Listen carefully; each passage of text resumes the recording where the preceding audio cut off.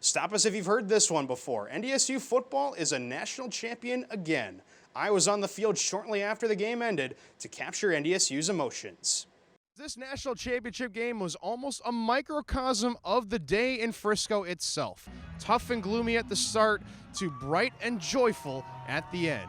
After a 17-play opening drive by James Madison, NDSU immediately responded, and 48 minutes later, the Bison were crowned national champions for the 8th time in the last 9 seasons. Fans flooded the field, confetti flew, and pandemonium ensued.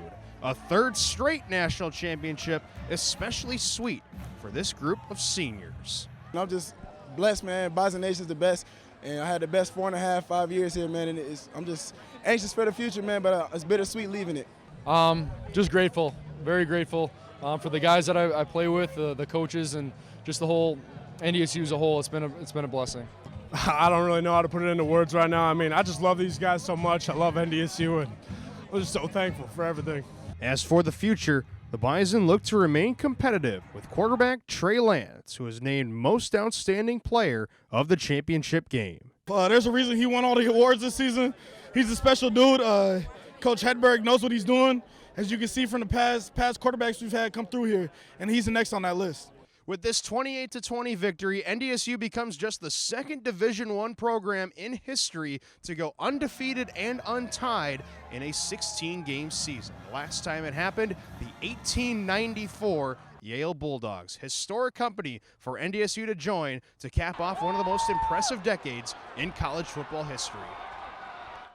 The next time fans can see the Bison in action will be the team's spring game, which as of now is not yet scheduled. Good evening, everyone. We begin tonight following breaking news from this morning. NDSU will not be holding classes on campus for the first 2 weeks after spring break due to concerns surrounding the coronavirus. Director of University Police Mike Bohr released a statement on the matter today saying classes will still continue, but through technology best determined by faculty. Initial expectations are to return to normal face-to-face classes on April 6th, but that is not a guarantee at this time. Bohr also suggests for the most up-to-date information surrounding the outbreak to check email messages frequently. Anyone with questions concerning this announcement are asked to contact the email address on your screen, ndsu.covid@ndsu.edu. An update now to a story local news outlets broke in January. The Loaf and Jug near campus that abruptly closed is getting its roof fixed. In late January, the building put up closed for structural repair signs and initially did not comment on the reasoning. Now a building permit has been placed on one of the front doors, and crews are working to repair the roof because of snow damage. There's no timetable yet for when the building will be back up and running.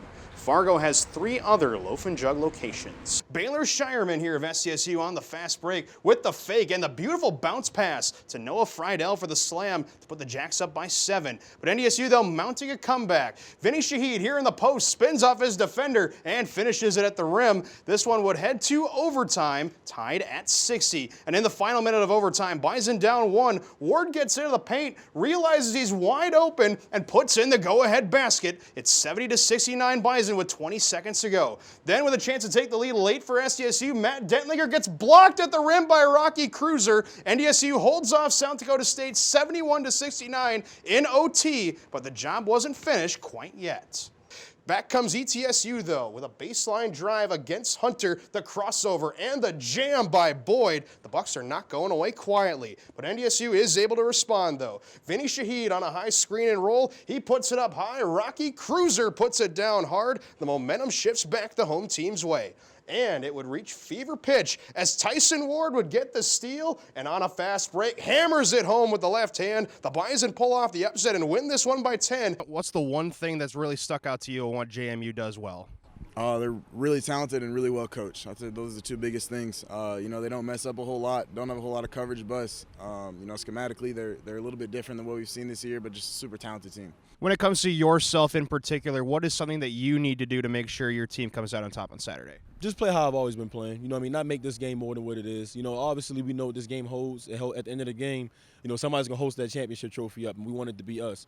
But at the end of the day, every game this season, we've taken it one game at a time. No game is more important important than the other. The game that's upon you is the most important game. So this is the most important game for various reasons, but it's just the next game, so we got to make sure we take that approach. Just to cap off your career as well, like this, your mom by your side. What does she mean to you to be with you right now?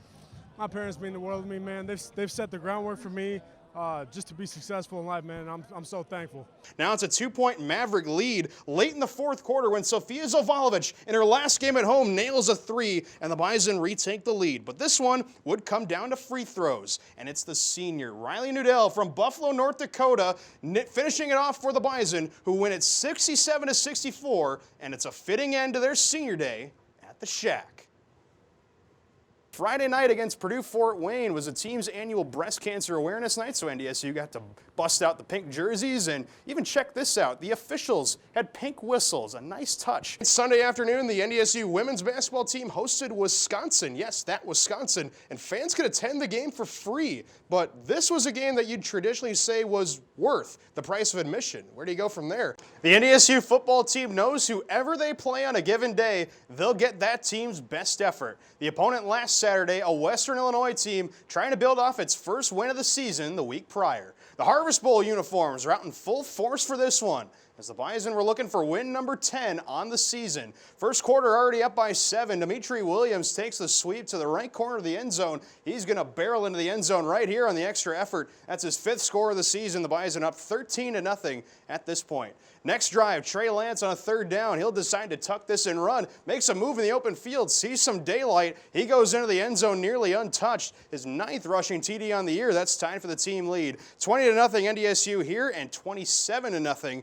at the half. First drive of the 3rd quarter, the route continues. Christian Watson makes the catch, makes one man miss, and he's off to the races down the sideline. NDSU tops the 56 points they had last week at Youngstown State, 57-21 the final.